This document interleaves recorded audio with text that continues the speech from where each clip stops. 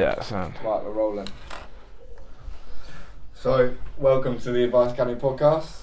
How are you and how's the season been? Thanks for having me, mate.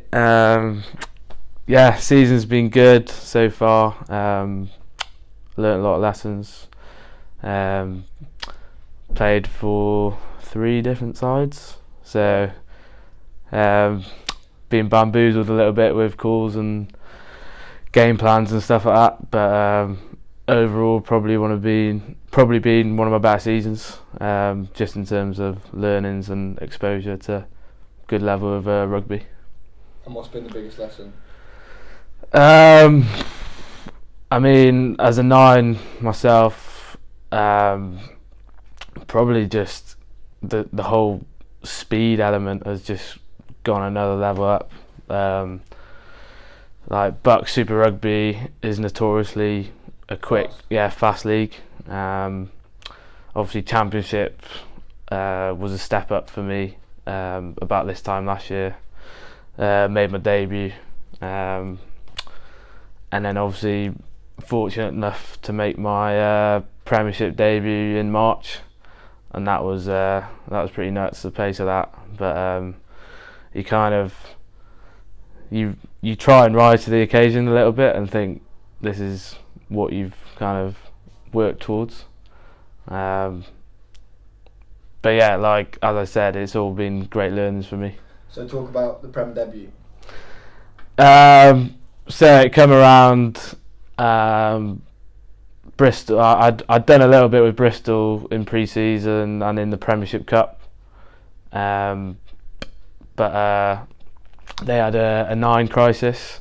So I think they had four 9s injured, and obviously Harry Randall was away with England at the Six Nations. So it came down to me. Like I was next in line, which I didn't expect at all. But no, it was an amazing day. Like mum, dad come down, brother, mates, packed out wreck, West Country derby. Couldn't have asked for anything more really. But it was just a great day overall. And that must be a dream come true in terms of the hard work's paid off. Did you pinch yourself, or was it just all too fast, moved too quick? Nah, it was a dream. Like I was obviously proud of myself. Like it was just like a massive day. Like you could tell on like my mum and dad's face. Like it was kind of like they'd put all the effort in when I was like 7 years old, driving me around like Wales, sometimes over to England. So their efforts have kind of paid off in a sense. But the whole day was, so the week leading up, I was very, very nervous once the team got announced. So at Bristol they announced the team early in the week, so you got like all the week's prep to kind of get used to the players in the 15. Yeah. But yeah, it was kind of a nerve-wracking week, but managed to get through it okay. As soon as that final training session was done, I just kind of parked it all. Like even if there was some good, there was some bad, but I managed to park it and just enjoy, play rugby, enjoy the experience, because you never know when the next one is along the way. So it was good. And Prem rugby hasn't always been on the cards for you. It wasn't, destined. It wasn't school, senior academy contract, Prem debut. It was pretty rough road. Yeah, so obviously at 16 I had the ambitions always been there really, to play professionally. I wasn't exactly sure where that would be, but yeah, so as I said, at 16 came to Hartpury. Obviously knew as an institution I was going to improve, and I think I did in those 2 years, between 16 and 18. But yeah, and then as I said, just Hartpury, the level was a step up from what I was used to. The coaching, the players that you were surrounded by, on a daily basis. Like I was kind of in awe of everything when I first got here, and then spent my 2 years here. Felt like I really it was a good stepping stone for me, and then I managed to spend 2 years at home. Kind of that was when I hadn't got a contract anywhere. I wasn't in an academy. I hadn't played Ace, which is the first team for under 18s here, but I just kept on kind of plugging away. Kind of knew eventually I'd get a little sniff somewhere. But yeah, I spent 2 years at home, worked, played Division 1 North, which is for Llandudno Rugby Club. Shout out to the boys. But yeah, that standard, I'm trying to think what would be in England. It's probably similar to like a Southwest 1 or a Southwest Premier, that kind of level. Nat 3 level. Yeah, Nat 3. So like standard was, okay. Like it was perfect for me at the time because it meant I was playing 80 minutes week in, week out. I think I played 3 different positions that year, and like they were quite evenly spread throughout the whole league. Because you didn't play just 9 your whole life, did you? No, so I was 9 up until 16. Played a bit of 10 in college, and then as I left college, I'd actually played 3 positions. So I played 9, 10, and 12 whilst I was at Hartbury, and then as I left, I moved to the back 3, so covering full-back mainly and wing, while still covering obviously 9, 10 and 12. But no, that season was great for me. I played it, as I said, playing week in, week out. Great set of lads. Like men's rugby is kind of what I needed because I'd got the advancement in the skill level here at Hartbury, and then it was about putting those skills to the test against more physical players. But yeah, as I said, really enjoyed that year. We had a very successful year. I think it was the most successful year in the club's history. Right. Winning the league, won the cup. But yeah, and then that was a great season. And then luckily, the following pre-season, I got picked up by RGC, which is the development region for North Wales rugby. So they play in the Welsh Premiership, which is probably, I think it's the highest level of domestic rugby in Wales, obviously bar the United Rugby Championship sides. So that was another good stepping stone for me. It was essentially a full-time environment. I was in on a Monday, doing my weights, doing extra skills, doing reviews, analysis. So that was a real step up in terms of that side, like the off-field, like away from the pitch.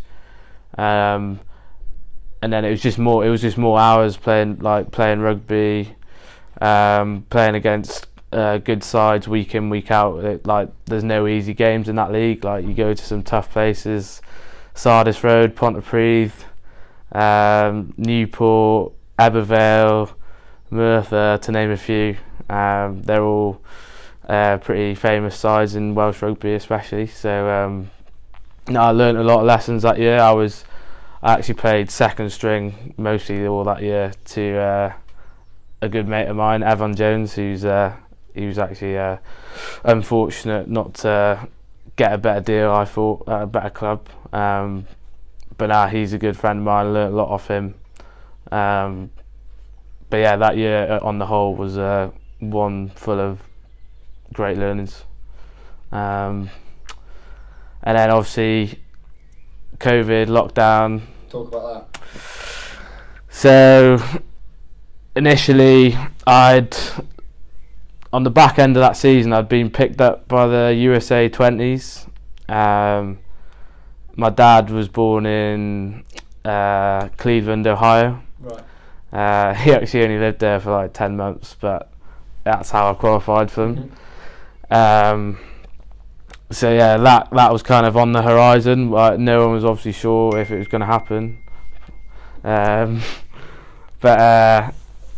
yeah, so I was kind of just training on my own, focusing on that. I'd been sent gym programs, conditioning programs, so I was just cracking on with that. And yeah, it was just, that was kind of all I had in my mind, was just everything. All my energy was focused towards that.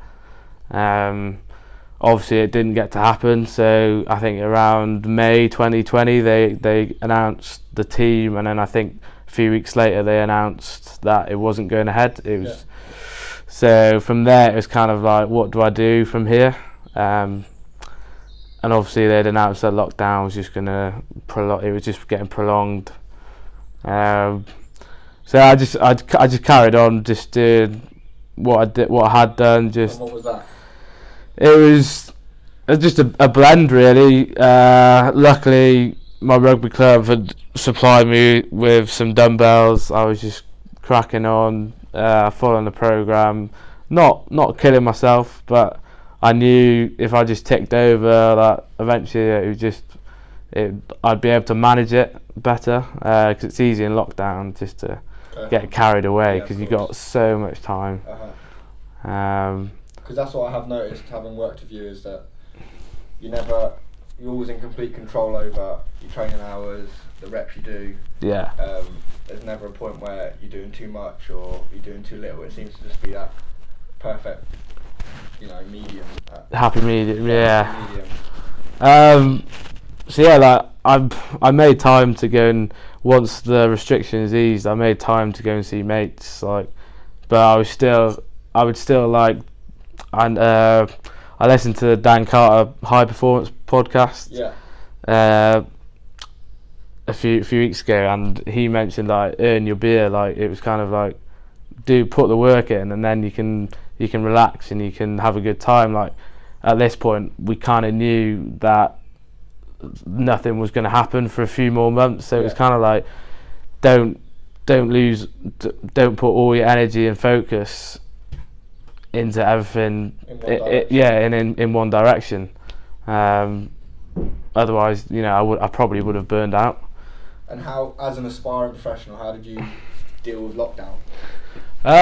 Mate, there were tough times. Like, there were times where I would leave, I would get up, have a lie in, and I'd be like, I just don't really want to do it today. Like, I can't really be bothered. And then I'd be sat at home, and then the guilt element would come in, and then it'd be the depths of winter.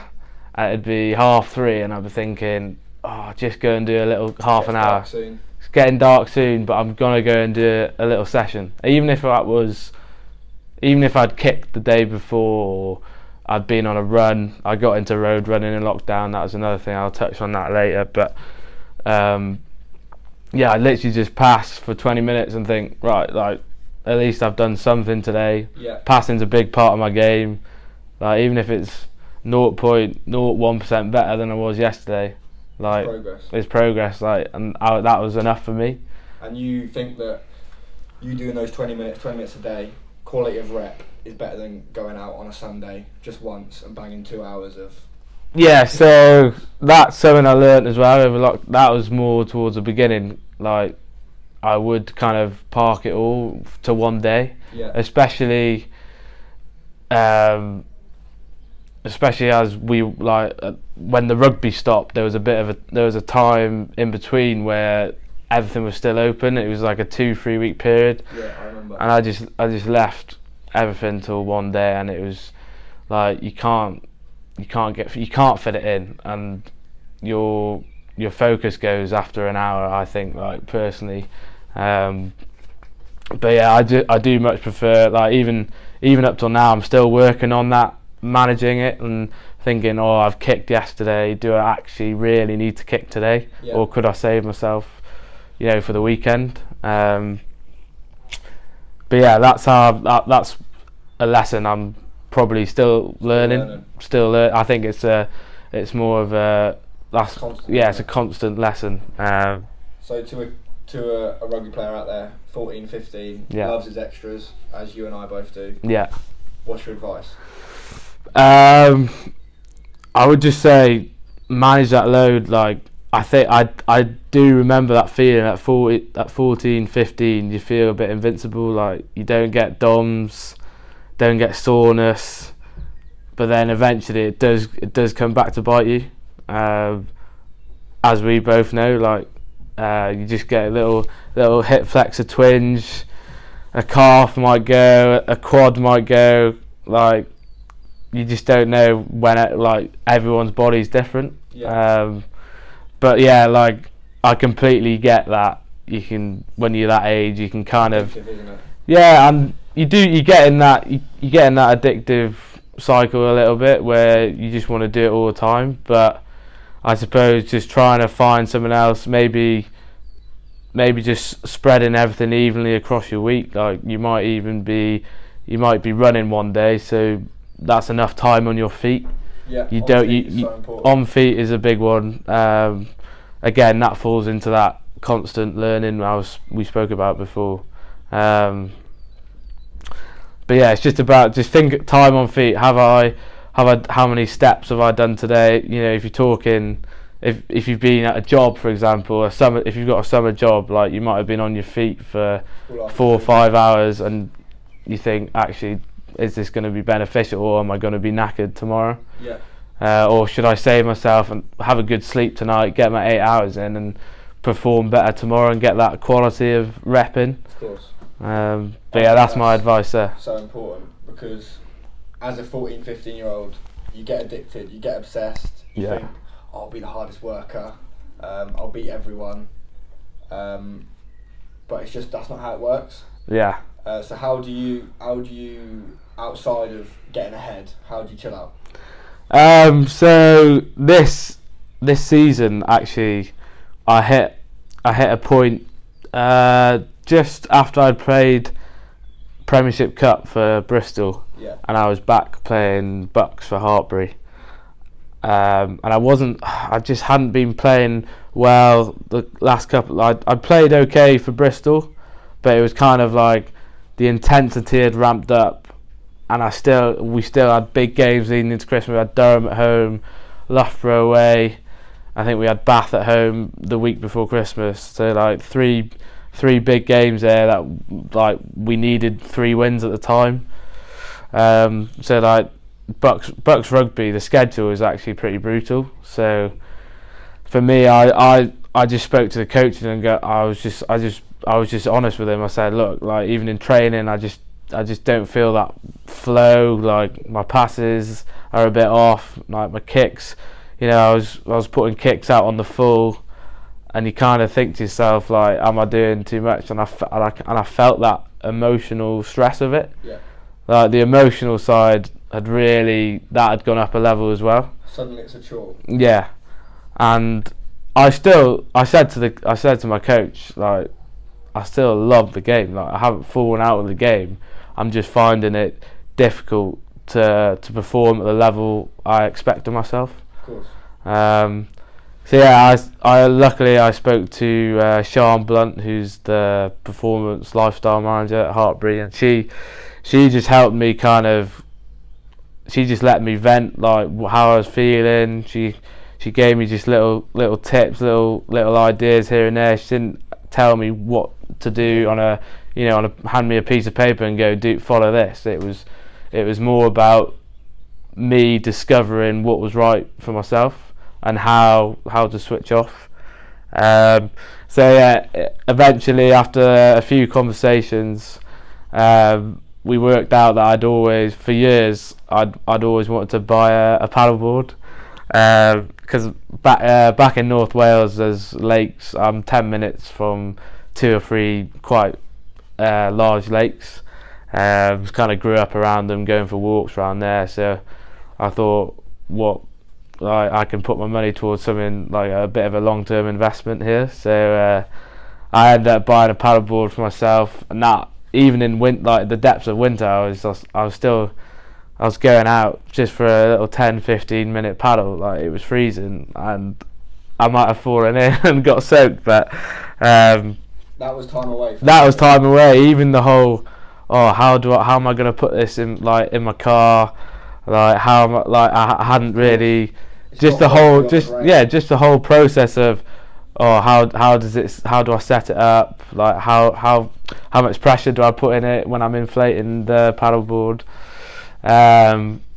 So yeah, it was just a complete switch off, and I actually spoke to Sian Blunt the week after, and I said to her I didn't think about rugby for an hour, and that was enough, because naturally I'm always thinking about I'm thinking about who scored on the weekend, like what was that result there, or how did Bristol do, or whatever. So it was just so refreshing to completely take it off your mind, and I've realised now it's so important, like, to schedule a time in the week. I think you're talking, say that paddleboarding session of mine was an hour of switch off. I think you're talking 2 or 3 of them a week, just to unwind, because it just helps you refocus. When you get back to rugby, you feel re-energized. You've got way more focus, and you just feel ready to go. Like, whereas, as I said before Christmas, I was just struggling. I was still enjoying it, don't get me wrong, but I just felt like everything, it was a burden. It was a chore. Complete chore. And the Bucks schedule is, as I said earlier, is crazy. They just have to cram it in. It's crazy. Like, so yeah, that was a big. That was kind of a turning point in my season, really, because I don't think I would have maintained. It wasn't healthy to have maintained what I was doing before in the lead up to that. Yeah. So yeah, the paddleboard's been a bit of a lifesaver. Yeah, a bit of a lifesaver in that sense. Because I remember seeing something where it said you can't burn the candle at both ends. Yeah. There's no longevity to it. No. It's just not feasible. And you see, young rugby players don't realise pro players get time off. Yeah. They are not on board constantly. They don't train double days every single day. Yeah. They're not in every single week full training. Yeah. But because it's not what they see, it's not what they know, they think, I'll go ham, I'll train every day, maybe twice a day. On probably unstructured S&C programs. Yeah. Their own structured extras programs, probably their own conditioning. It just gets way too much for such a young athlete. I think, like, it is easy to fall into that trap. Like, just always ask yourself, kind of, am I doing too much? Like, you'll feel it. Like, even if I think when 8 hours of sleep becomes too little, and you're still knackered the next morning, that's when you're like, I need to turn it. That's kind of an indicator I'd use personally. Yeah, agreed. Because don't get me wrong, we all have hectic schedules. Like, sometimes we don't even hit that 8 hours, but we might still feel okay after 7.5, for example. Yeah. But I think when 8 becomes not enough, I think that's when you kind of need to turn it down, because a big thing I know we both talk about is consistency, and just being able to hit those 8 hours and feel good from it. Of course. And that is massively neglected by everyone. Yeah, by everyone. Life. Yeah. Because if you're working a crazy job hours, or you're an athlete, or you have to be getting X amount of sleep, 8 hours plus. And I think as long as your intent, like, you might have a bedtime routine, like no screens, like an hour before bed, like reading a book. Like, I like to make my bag like the night before, and that's 10-15 minutes of winding down, like finding the right kit, making sure like your boots are ready to go, stuff like that. And it's just that it's simple, it's just the little simple things like that, basics done well, help me unwind. But like, as I said, some schedules are different. Like, I know obviously with the RFC we're up 5:45 some mornings, and that does get tough, but I think that's where that consistency can just really help you out. Just like, even quarter to 6. What's that? You're going to bed at 9:45. Yeah. Sometimes that's not always possible, and we get that. Like, people understand that you're not going to get 8 hours every night. No. But it's about having the intent to get 8 hours. Like, even if it's 7 hours, as I said, 7.5. Like, it's just about having that desire to get it in. You've got to start to prioritise the right things. Yeah. So, with this all on board, what would be a piece of advice that you'd give 18-year-old you who maybe was doing way too much, or 19-year-old you who didn't know the pros and cons of sleep and so for me, a challenge was I'd kind of go through phases. I'd go, at one point I'd be, right, I'm going to put all my focus into strength training, or actually, and then I'd be like, oh no, I actually feel slow on the pitch, and I'd go to speed, and then I'd be, oh, I'm not fit enough, and then I need to go back to my skills and whatnot. So I think the advice I'd give to my 18-year-old self would just be, like, consistency will pay off. Just spread your time fairly evenly. Don't get me wrong, there are times where people have weaknesses, and for example, if I was feeling slow, like my time through the speed gates was slow in pre-season, a coach might pull me aside and go, look, we need to work on your speed.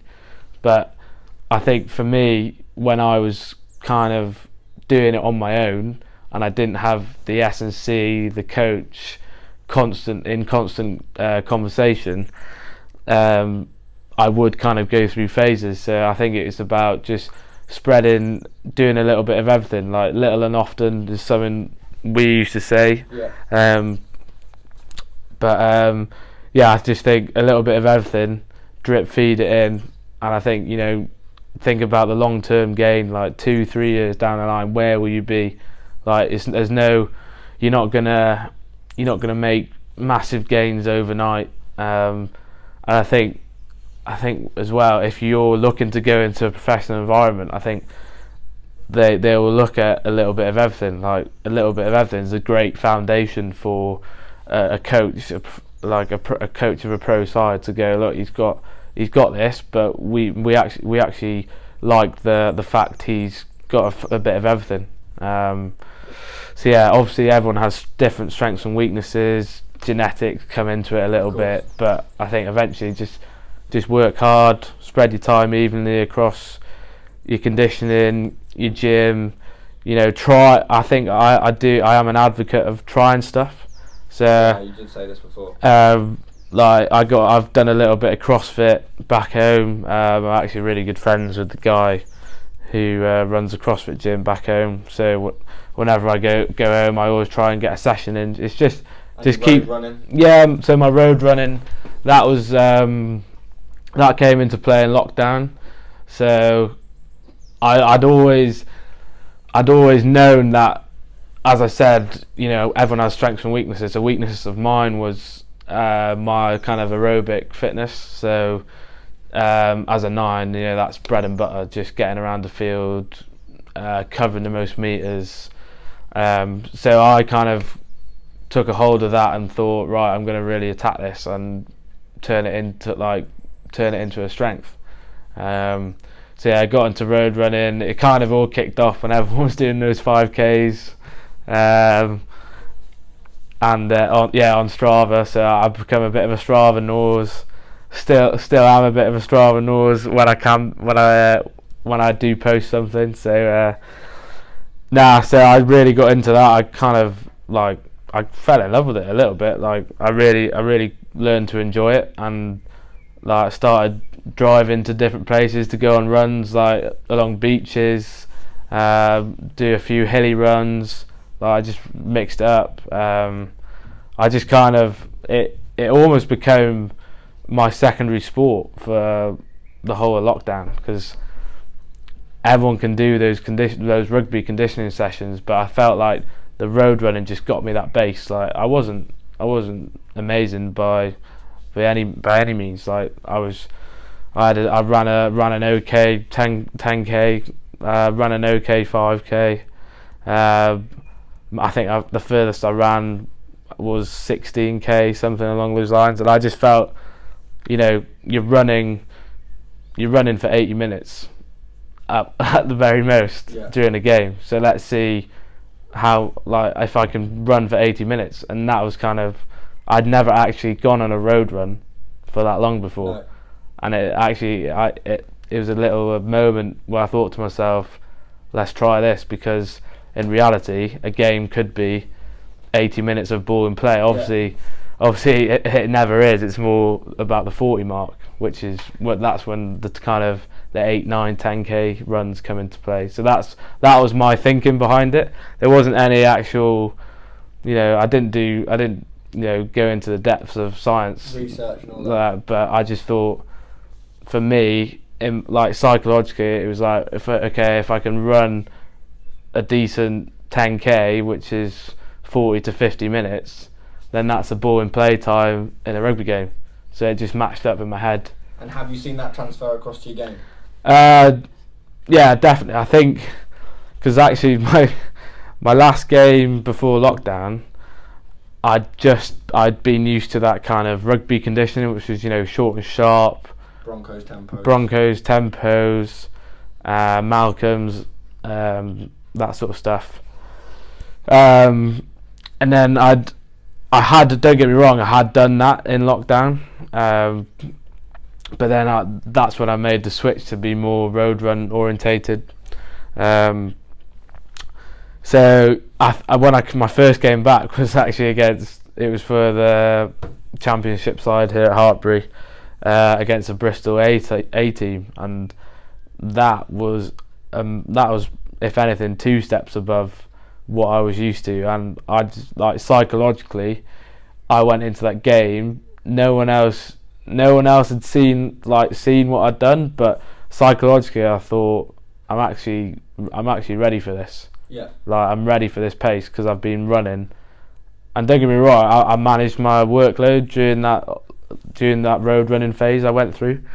But yeah, I felt ready for it, and that, in terms of what it does for your confidence, it gave me a massive boost going into that first game in 14 months. Don't get me wrong, I'd carried on doing my skills alongside, but I feel like really getting a hold of that weakness and turning it into something positive was a big turning point for me. Well, that is something I've noticed as a player watching you. It seems like you always seem to have this cool, calm confidence, and that's because I think you just know the work's gone in. Yeah. The hard work has gone in. Yeah. Since you turned up at Hartbury, and pre to when you turned up at Hartbury, the hard work has gone in every day for X amount of years, probably 5 years before you saw it pay off, eh?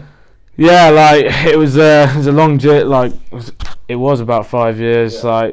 Because I managed to actually get into the RGC under 16s at the age of 15. Right. So that was a little bit of an insight to a higher level. That was the first time I'd had that, and from there, that was kind of the start of it, I think. Right. So that was the 2015-16 season. But yeah, as you said, it has been. I didn't see results probably until it all kind of came to fruition in that first game back from lockdown. Yeah, it kind of all came. I had probably one of the best games I've played. Scored a try against these lads who I'd watched on TV. I was a bit in awe of all these players, but again, at the same time, you're on the field, you're there because you've worked hard, and it's paid off. It had paid off. I think it's crazy that you did 5 years of work. Because if I said to someone right now, do 5 years of work, you might not see the result, and they'll go, no.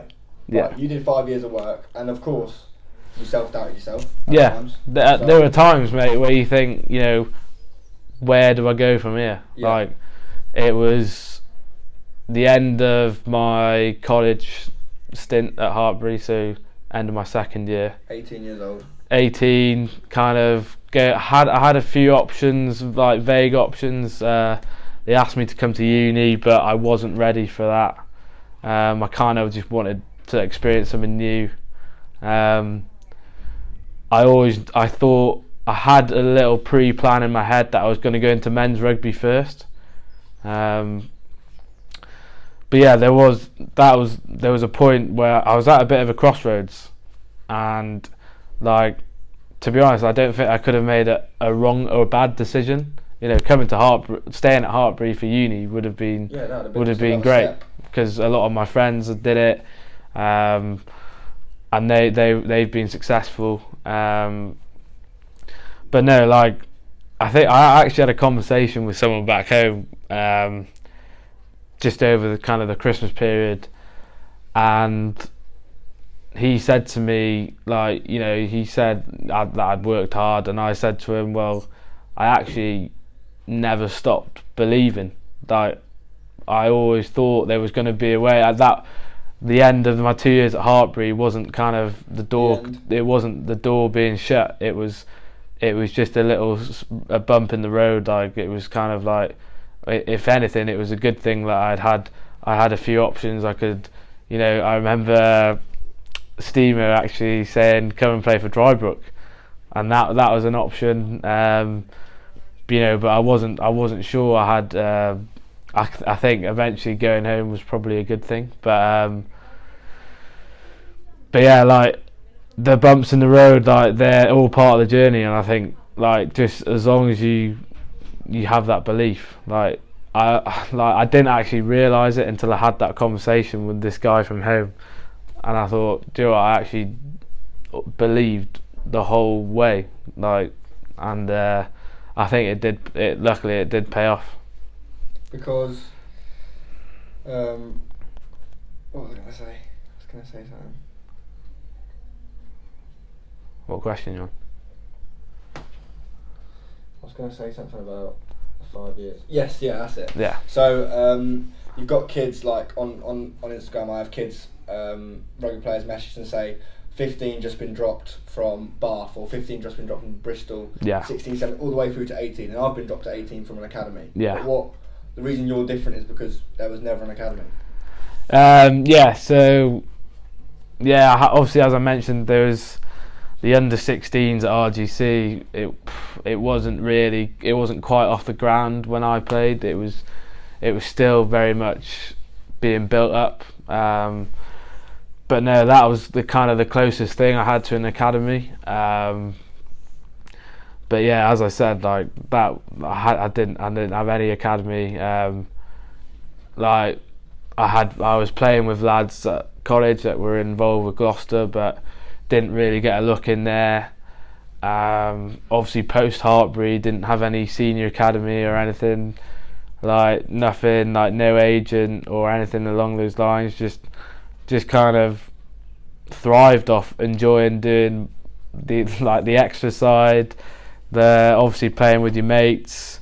Going back home was nice, because I'd obviously had my 2 years away, and it was nice to go back and play with friends, like, familiar faces, and just don't forget the reason why you play. Like, that's the basics of it. Is, why did you pick up the ball in the first place? Because, you know, the game's so fun to play.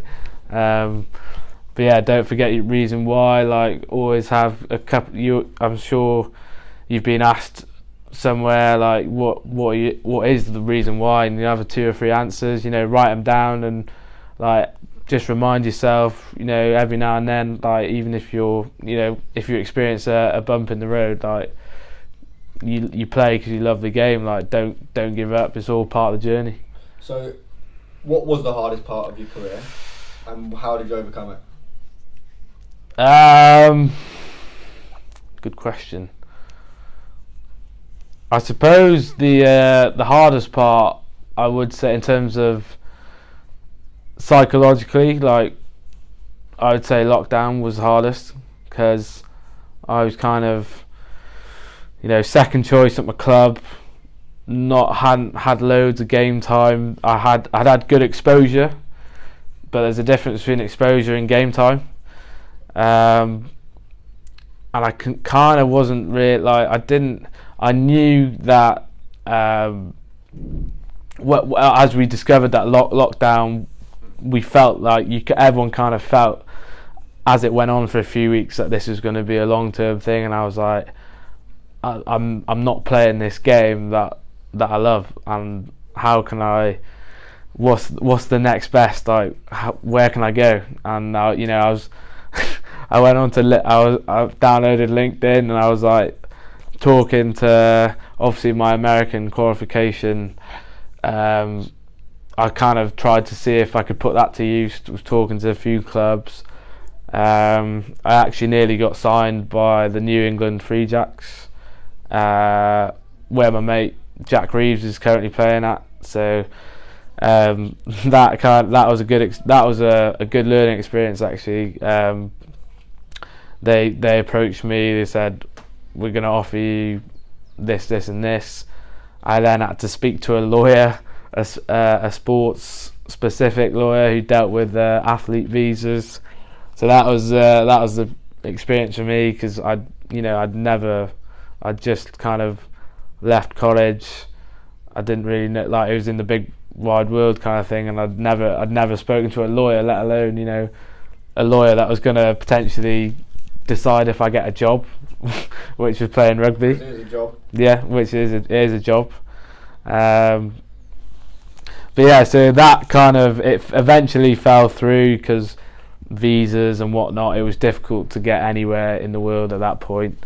So I took that didn't get me down too much, but it was kind of, there was no finish line, there was no fixture to aim for.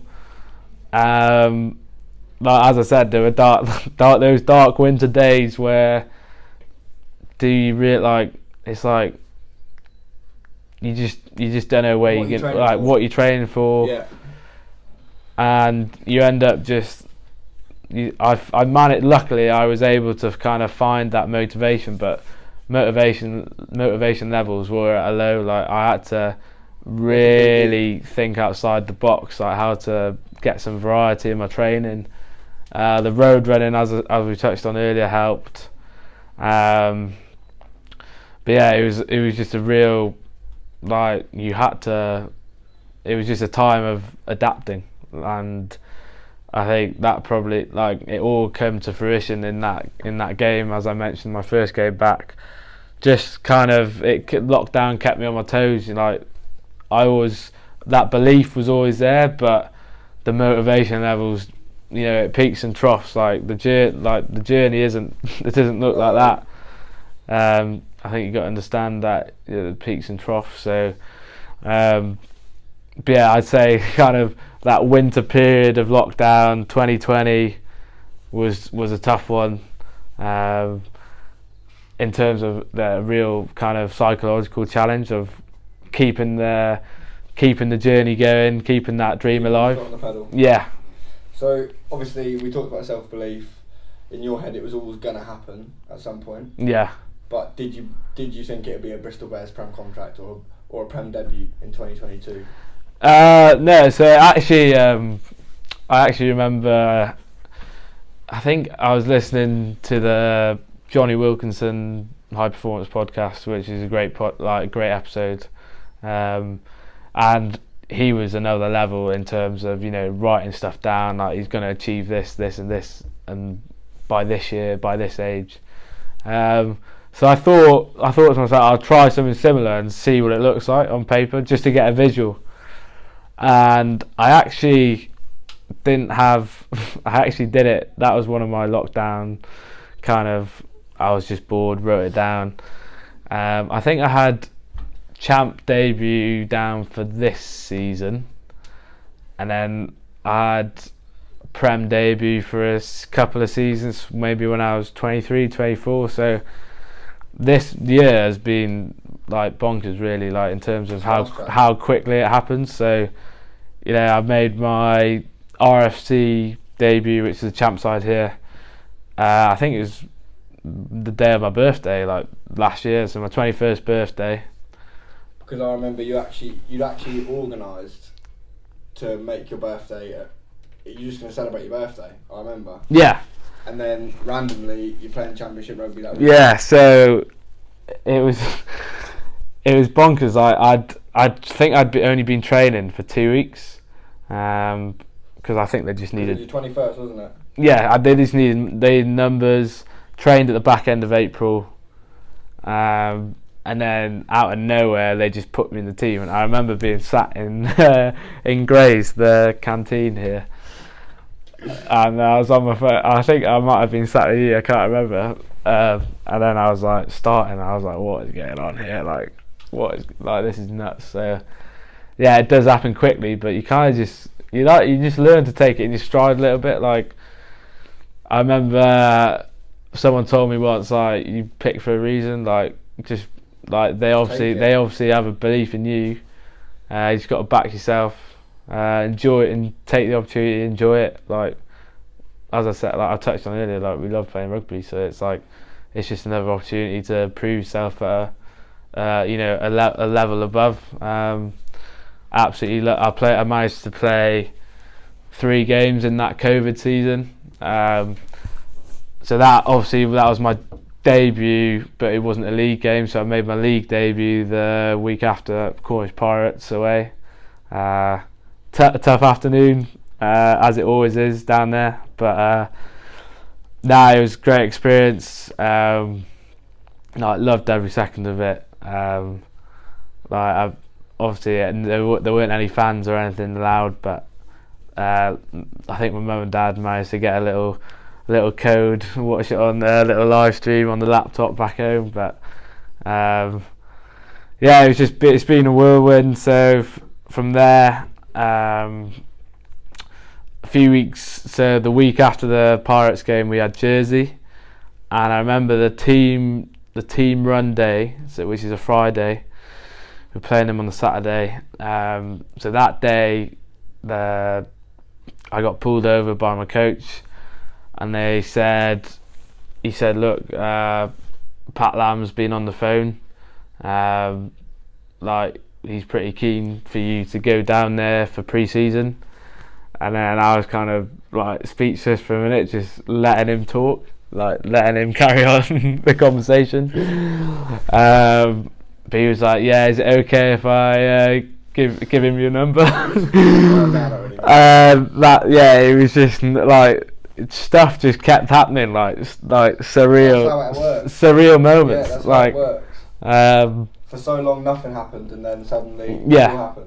And so this was the space of 5 weeks. So I'd gone from not playing a game for 14 months, playing against Bristol, having a couple more games in the championship, and then next minute I was on pre-season with Bristol, and then I actually didn't hear off Bristol until I think it was late July. So I had a couple of months where I was just training. I had an off season, 6 weeks off.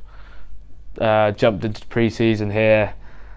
It was a nerve-wracking few weeks, so I was just waiting. I was like, "Am I going to go?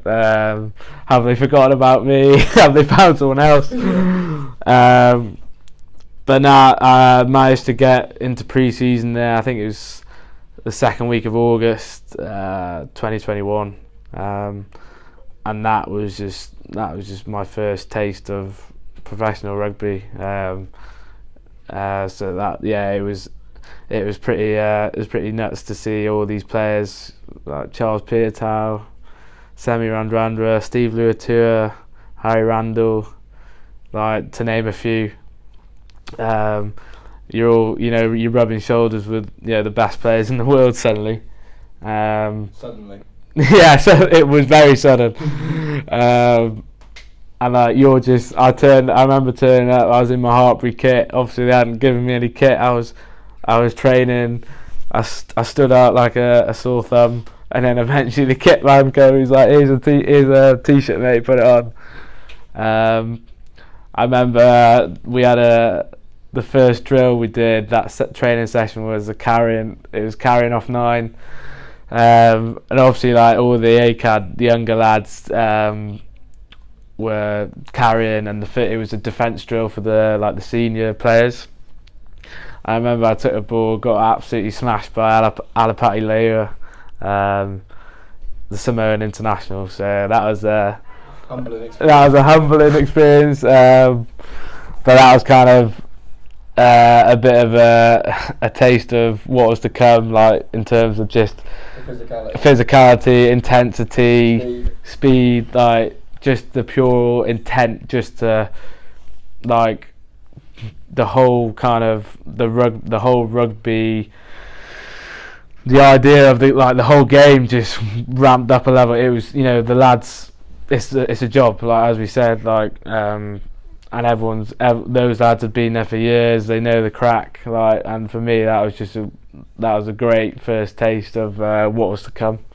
And then so following had a good pre-season. It was actually a pretty chaotic time, August last year, because I had to obviously hadn't had my student loan or anything of that sense come in, so I was luckily one of the boys sorted me a job at a building site. I was driving a dumper, so I'd on a Monday and a Tuesday I'd finished training here at Hartbury around 11 o'clock. That gave me a little bit of time to get home, grab some food, a shower, like just a little 20-minute lie down, like just to recuperate, and then it was like next minute it was just off to work, down the road, just over in the Cotswolds.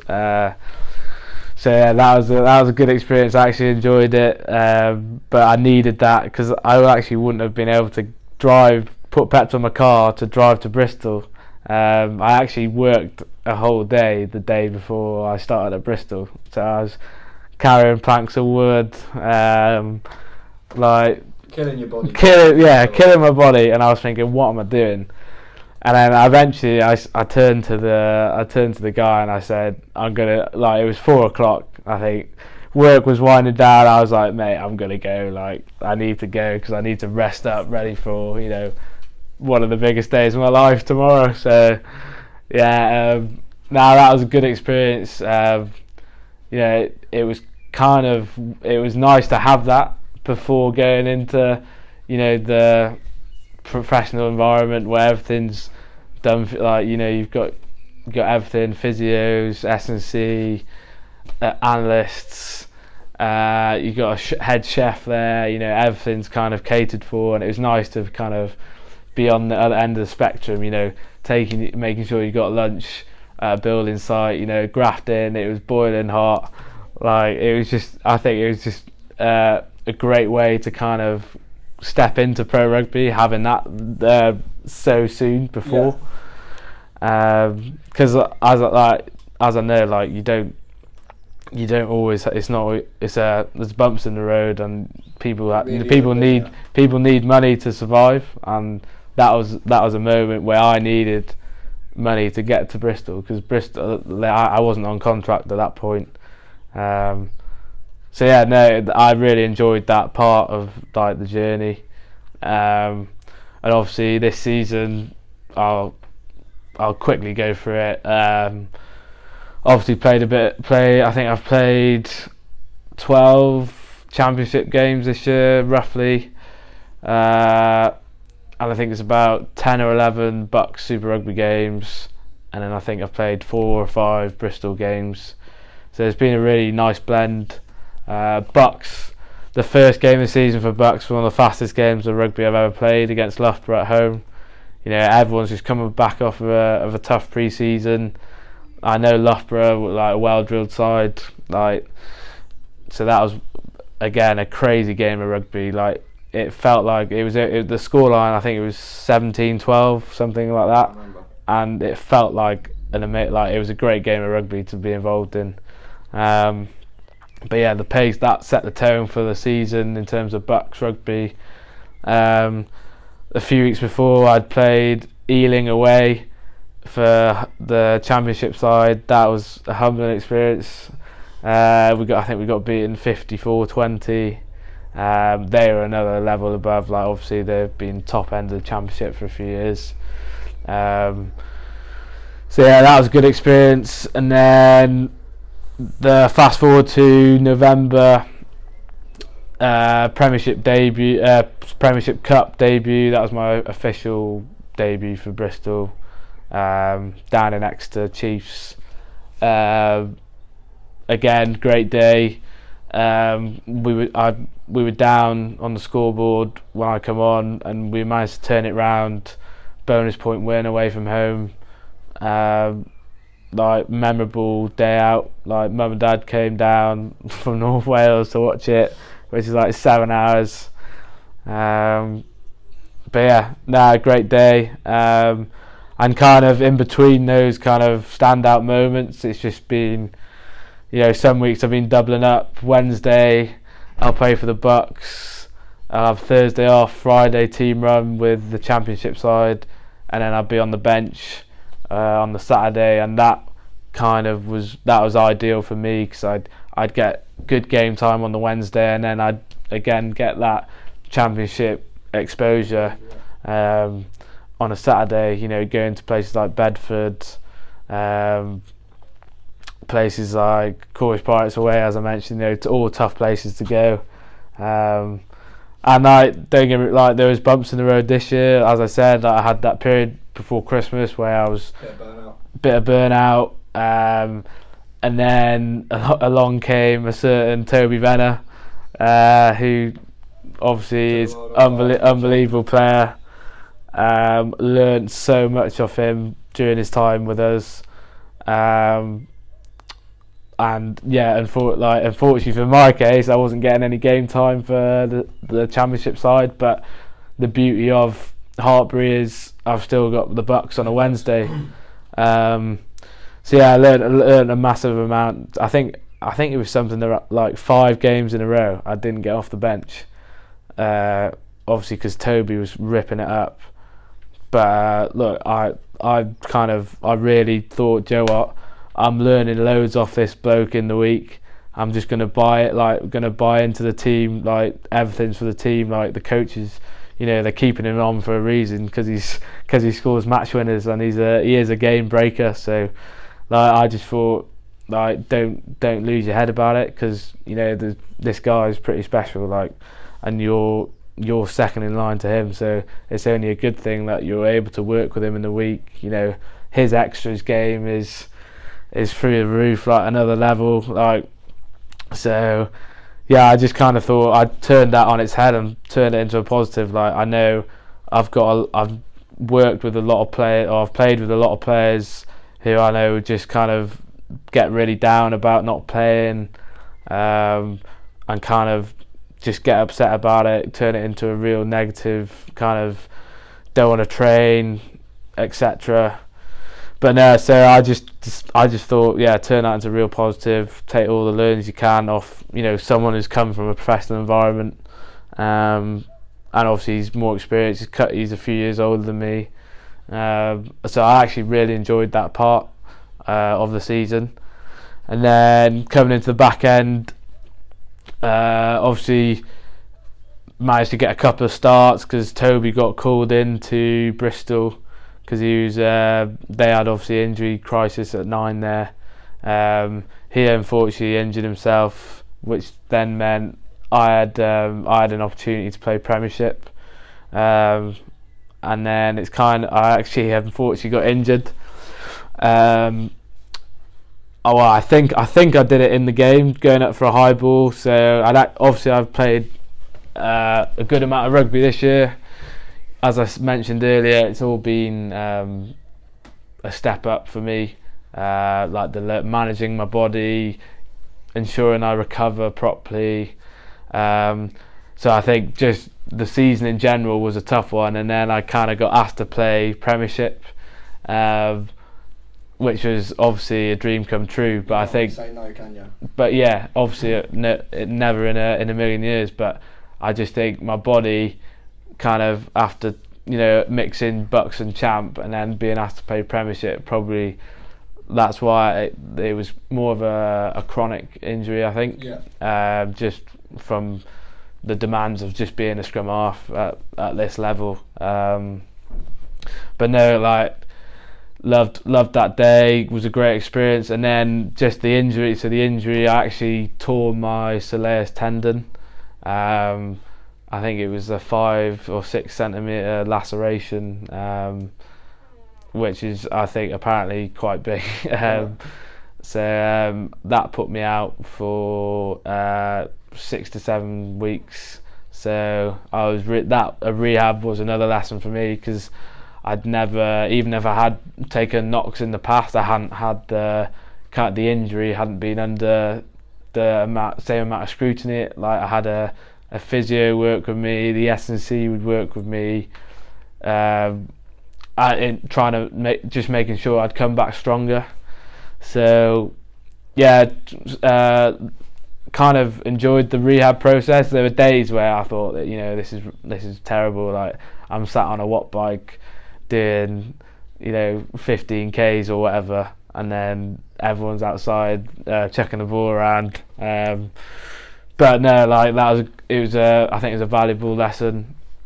And then I've actually only just come back from that injury about a week ago, so and managed to get some game time last week. So yeah, it's been a bit of a whirlwind of a season, but one I've thoroughly enjoyed. Yeah. So what's with the injury you've just come back from pre-season? What's on the horizon? So got a couple of games left, hopefully. Jersey away this Friday. Really looking forward to that. Getting out to Jersey. Never visited the island before. And then if we win, we have another game, which is semi, and then obviously if we win that, we've got a final. So potentially 3 more games with a minimum of 1. But no, look, like, I'll be pretty content with the season. Worst case we lose next week, but best case I've got 3 more games at championship level, which is a good level to learn at, as we've said.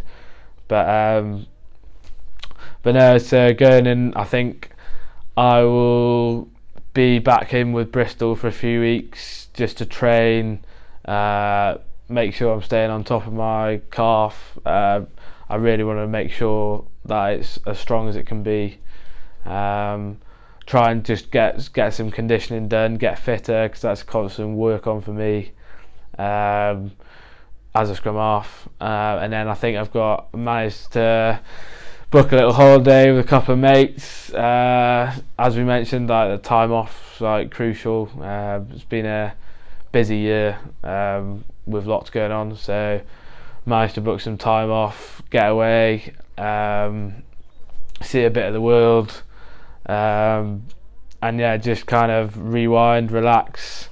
I've got a little niece at home who I haven't seen since Christmas time, so just kind of spending time with her, seeing grandparents, and just chilling out. Don't get me wrong, I probably will drip in a little bit of training there just to stay on top of stuff, but I'm really going to make an effort to unwind and forget about rugby for a few weeks.